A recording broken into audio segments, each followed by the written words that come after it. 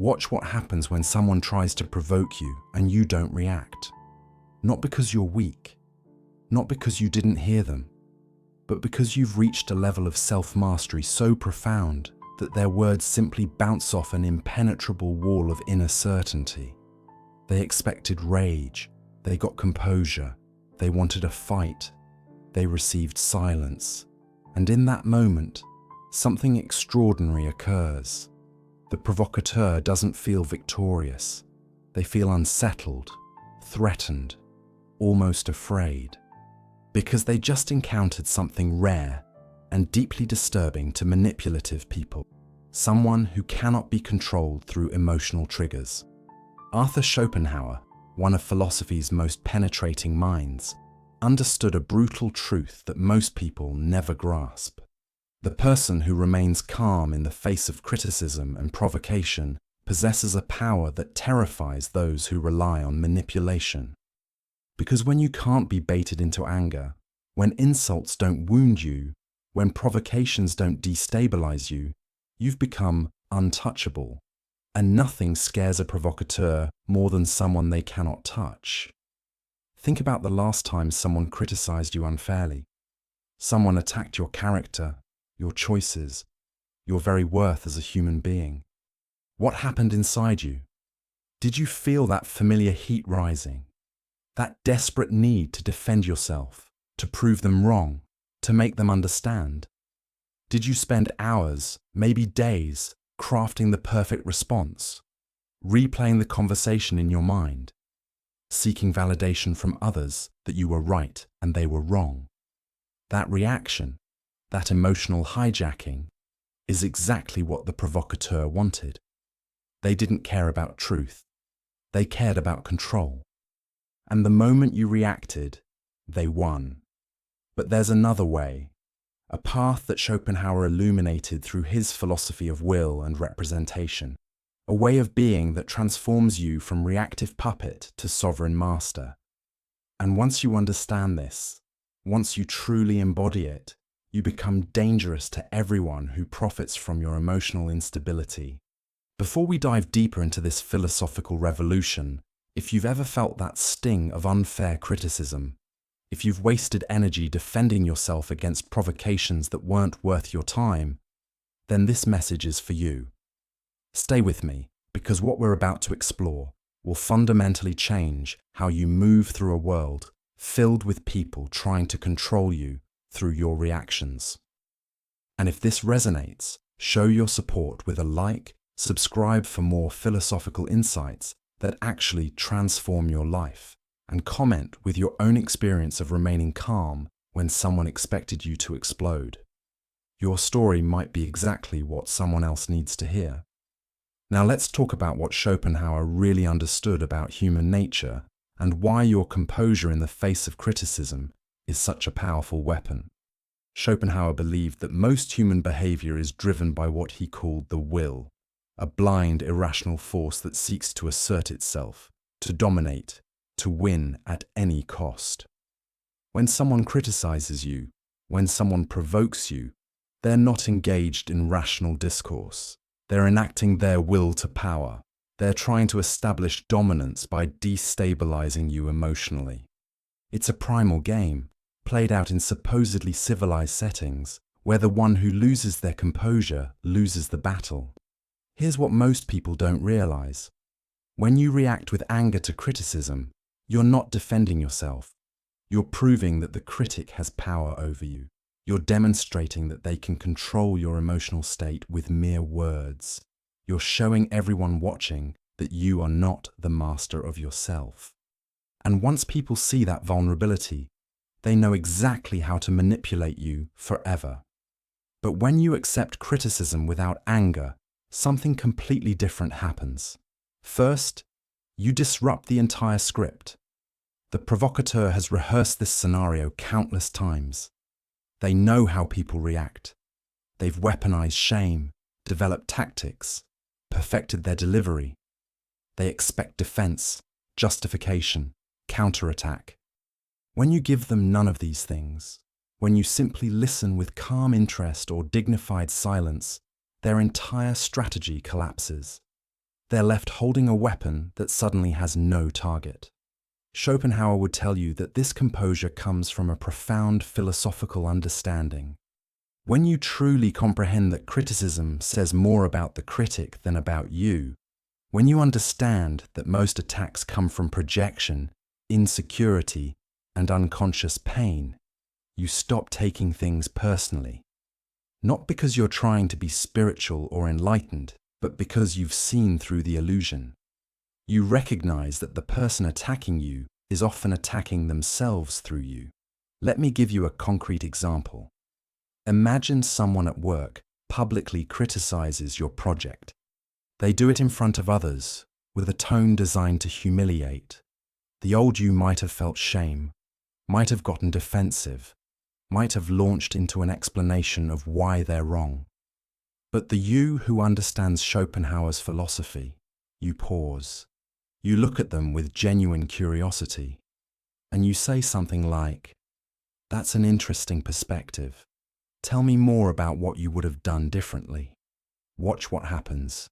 The provocateur expected a fight. They're prepared for defense. But you just gave them something they weren't ready for, sincere engagement without emotional charge. Now they have to actually back up their criticism with substance. And often, they can't. Because the criticism wasn't really about your work. It was about their need to feel superior, to assert dominance, to ease their own insecurity by diminishing you. When you don't play along, when you treat their attack as mere information rather than emotional assault, you've exposed the game. This is what terrifies provocateurs. They've just encountered someone who sees through their manipulation, someone who cannot be controlled through emotional triggers, someone who has achieved what Schopenhauer considered the highest form of wisdom: detachment from the ego's desperate need for validation and defense. But let's be clear about something crucial. This isn't about suppressing your emotions. This isn't about pretending you don't care when you do. This isn't toxic positivity or spiritual bypassing. This is about something far more sophisticated. It's about understanding the nature of criticism so deeply that you can evaluate it objectively rather than react to it emotionally. Schopenhauer distinguished between two types of criticism. There's constructive feedback from people who genuinely want to help you improve. And there's provocative attack from people who want to destabilize you for their own psychological needs. The person who has mastered this distinction can accept the first with gratitude and dismiss the second with indifference. They're not affected by either, but they're wise enough to extract value where it exists. Think about the most secure, powerful people you know, the ones who've actually achieved something meaningful. How do they handle criticism? Do they get defensive? Do they launch into justifications? Do they need to prove themselves to every random person with an opinion? No. They listen. They evaluate. They take what's useful and discard what's not. And they do it all with a calm centeredness that makes insecure people deeply uncomfortable. This is the power Schopenhauer understood. When you're truly confident in your own judgment, when you've done the inner work to know yourself, when you've achieved what he called the denial of the will, you stop needing external validation. You stop being controlled by others' opinions. You become philosophically free, and that freedom is visible.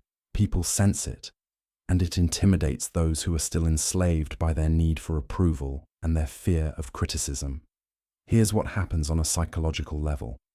When someone provokes you and you don't react, you create what Schopenhauer would call a representation problem in their mind. They expected you to be a certain type of person, someone controllable through emotional manipulation. But you've just revealed yourself to be something else entirely. Someone with inner resources they can't access. Someone operating from a philosophical framework they don't understand. Someone who's done a level of inner work they haven't even begun. And this realization, even if unconscious, terrifies them. Because if you can remain calm in the face of their most cutting remarks, if their attempts at dominance don't work on you, then they have no power. They're revealed as small, petty, desperate for significance through the diminishment of others. And nothing exposes an insecure person faster than encountering someone who genuinely doesn't need their approval or fear their disapproval. Schopenhauer taught that suffering comes from attachment to outcomes, from the ego's desperate grasping for validation and avoidance of shame. When you accept criticism without anger, you're demonstrating that you've transcended this attachment. You're showing that your sense of self-worth doesn't depend on others' opinions. You're proving that you've found something more solid, more real, more permanent than the fleeting approval of people who are themselves uncertain. But here's where it gets even more interesting. This composure doesn't just protect you from manipulation. It actually forces others to elevate their own behavior. Think about it. When you respond to criticism with defensiveness, you give the critic permission to stay in attack mode. You validate their approach. You teach them that emotional manipulation works.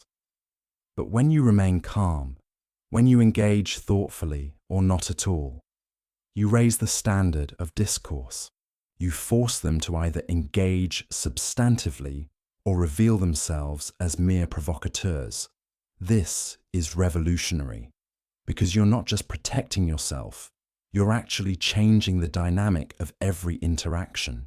You're creating a space where real communication can happen, where genuine issues can be addressed, where manipulation is exposed and rendered powerless. And you're doing it all through the simple act of not reacting emotionally.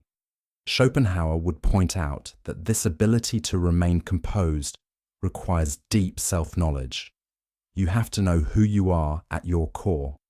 You have to have examined your own flaws honestly enough that external criticism doesn't shake you. You have to have done the philosophical work of understanding that your worth isn't determined by others' opinions, but by your own values and principles. This is hard work. This is a lifetime of inquiry and practice, but the payoff is freedom. Let me tell you what this looks like in practice. Someone insults you in public. The old response: immediate anger, defense, counterattack. The Schopenhauerian response: a brief pause, direct eye contact, and either a calm acknowledgement or dignified silence. That's it.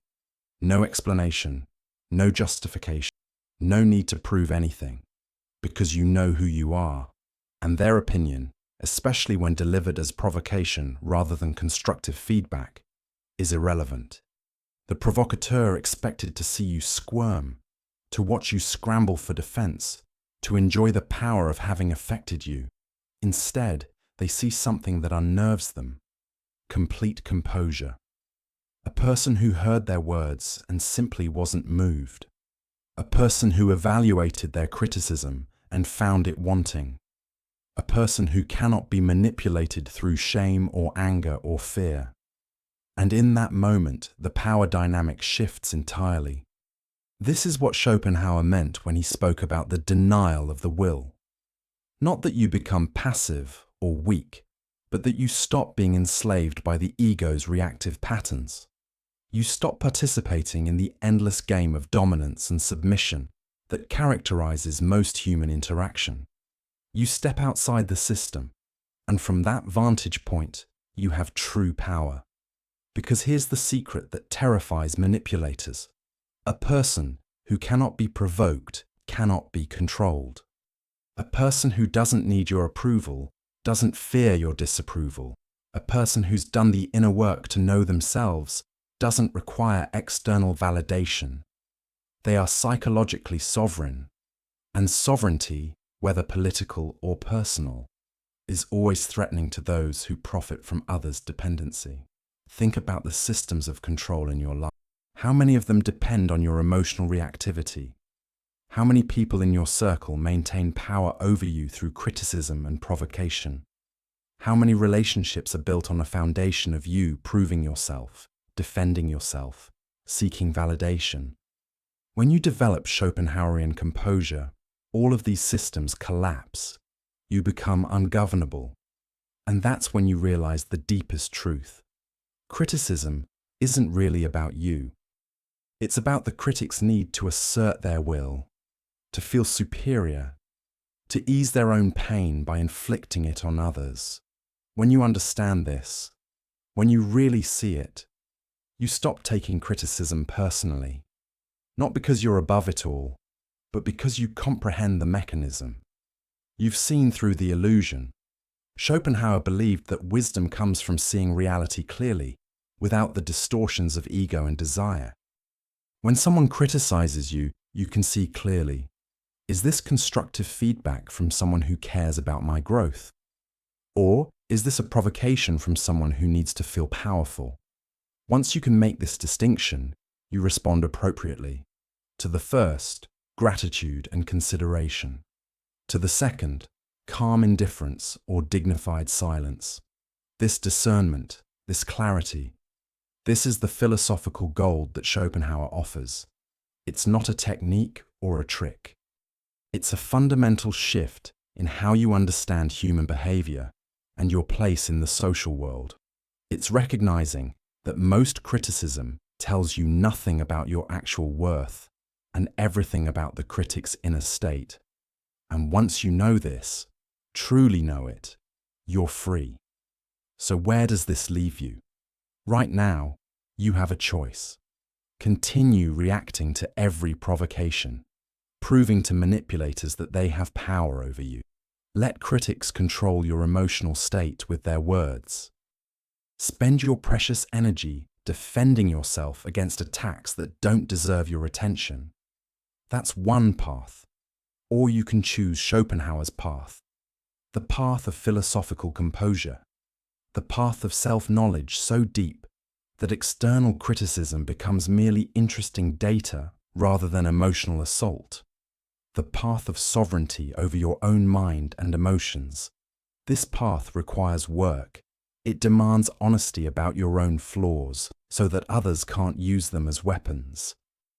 It requires the courage to stop seeking validation from people whose opinions don't actually matter. But the reward, true freedom. The kind of freedom that terrifies those who rely on manipulation.